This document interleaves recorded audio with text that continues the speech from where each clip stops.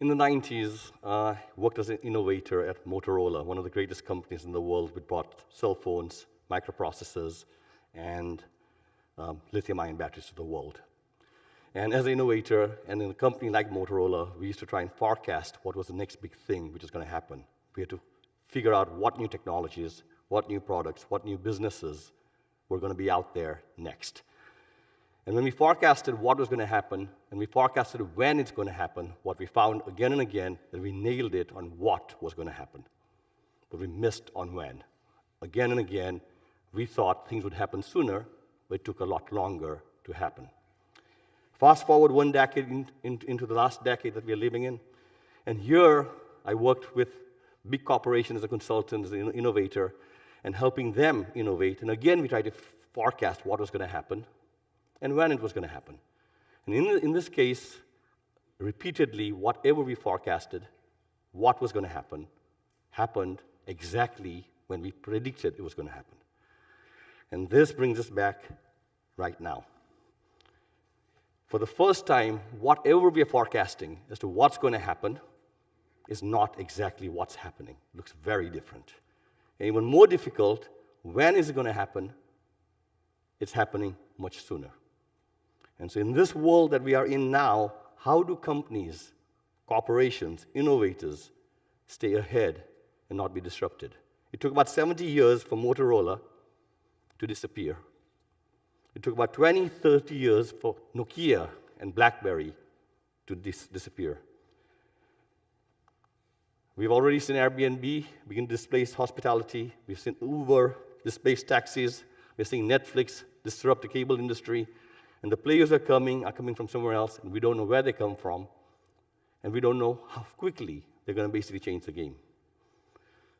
And so, never before in the history of time has it become more important for a company to be innovative and to innovate even faster than before. The very guys who disrupted the dinosaurs of the past are now in fear. The innovators of today are in fear of becoming dinosaurs tomorrow. So the question is, how do we innovate faster? How do we become better at getting ideas sooner into your organizations and to be able to implement them? And so when we look at that, we see people like Steve Jobs who say, innovation is those who are able to see the dots faster and to be able to connect them, to be able to see the picture, the big picture, and then take action on that. And when we look around, we know those people. You know those people that you work with, and there's some of you out there who are able to connect the dots just faster. You're able to connect the dots faster and to be able to show that picture of what could be next, and then take action onto this thing. And we have got used to this expression of the lone genius. The lone genius was able to do that. But I think there's something else there. And so over the last 10, 15 years, I've been on a mission saying, how do we democratize innovation and bring this very art that these people have, the art of connecting the dots and connecting the dots faster, to make it available to all of us. So two questions come out when you think about this. And the first question is it possible that those who are able to connect the dots faster already had more dots? And the second question to ask is it possible that those who are connecting the dots actually have some sort of methodology in their heads, some sort of techniques in their heads, which allows them to connect the dots faster and better than other people? And so let's double-click on those two questions. Imagine a night sky in Boston, city lights everywhere, and you look up in the sky. And tonight's going to be a fantastic night. Right? When you look up there, what do you see is, let's say, 3 stars. And if I ask you to connect it, what do you get? You probably see a triangle. Let's add another dot up there, another star. And you look up in the night sky, what do you get? Probably a square or rectangle. Now let's move you across the continent into the desert of Arizona, a cold night, clear night, and you look up in the sky. And what do you see? An amazing mosaic of stars everywhere. When you look up there, it's no surprise that those who came before us, when they looked at it, they saw bears, they saw eagles, they saw warriors, they saw Orion. There's no way I can tell my son today to look up at the night sky in Boston and say, that is Orion, and there's a warrior there. And that's the difference in perhaps having more dots, and therefore you might be able to connect them to see new and better things.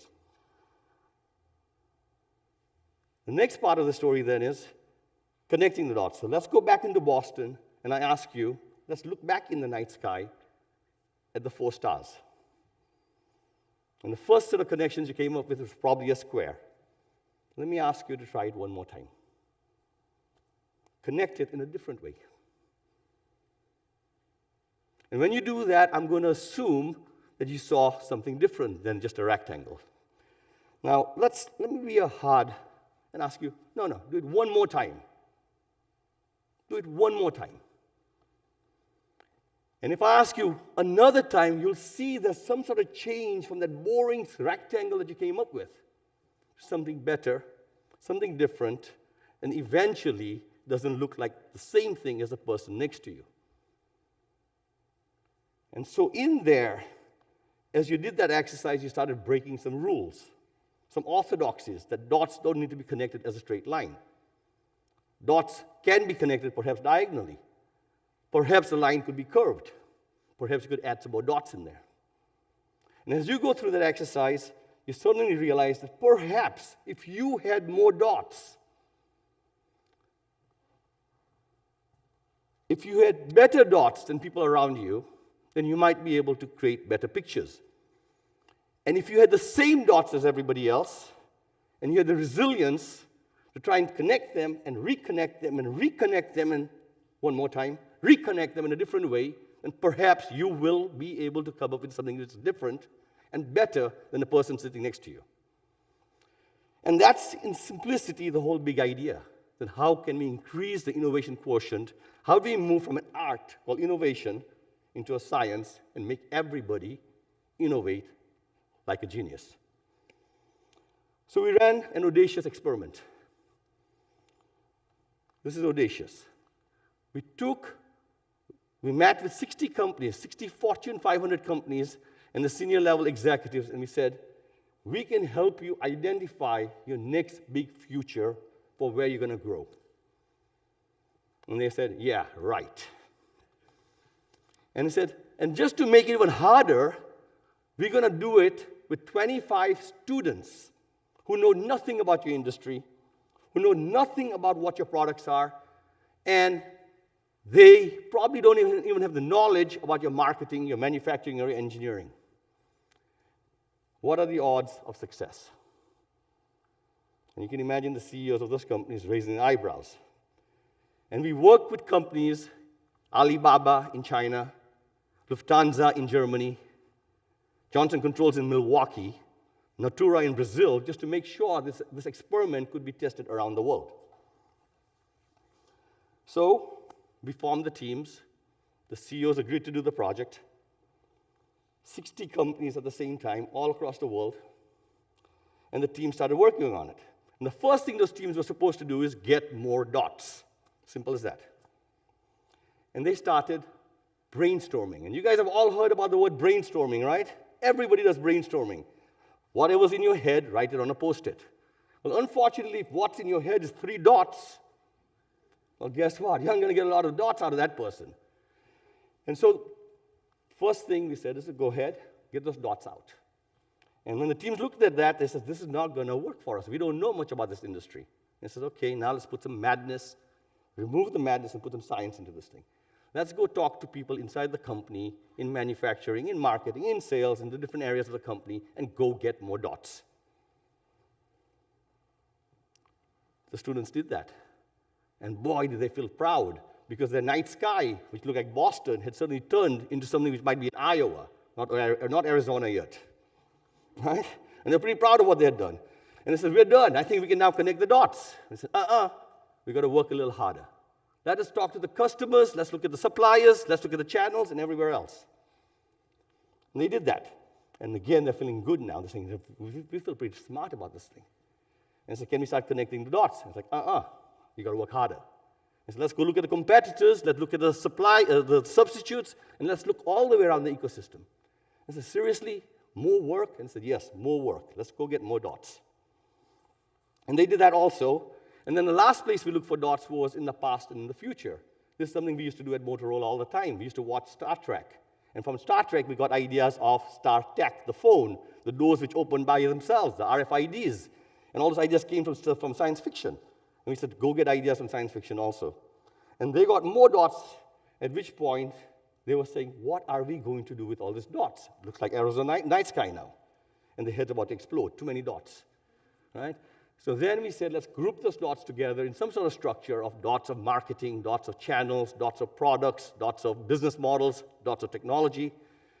And they said, that's helpful. There's a relief in that structure. And then I said, let's see what it looks like. And even I could come into that meeting next and say, let's take that dot of marketing with that dot of this channel, with this offering, and this technology, and this business model, and put it together, and that's my big idea. And hence, we democratized the dots for everybody to use. And probably any monkey, including myself, could connect the dots now. Right? So these teams then basically connected the dots. And very quickly, the first time they connected the dots, the teams basically said, got it, I got a great idea. And guess what I said to them again? Let's think about it tonight, let's come back again, and let's reconnect it one more time. Disconnect and reconnect. And they said, wow, we don't want to do that. We love our idea. I said, don't fall in love with your first connection. Go back and disconnect it. And then we got in the habit of connecting and disconnecting, connecting and disconnecting. Let's fast forward into the meeting in the boardroom.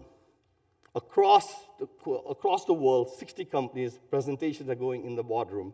And the student teams are presenting to the board and CEO, saying, here's what we want to do. 5 teams for each company. In every company, on average, statistically, one company blew up. Basic dysfunctionalities in the team, dysfunctionalities in the way they were working, and terrible result. And there I'm sitting and saying, this was a bad experiment. Right? But the good news was 3 of the teams came up with ideas which were like, the board and the executive team looks at each other and says, how did they find out?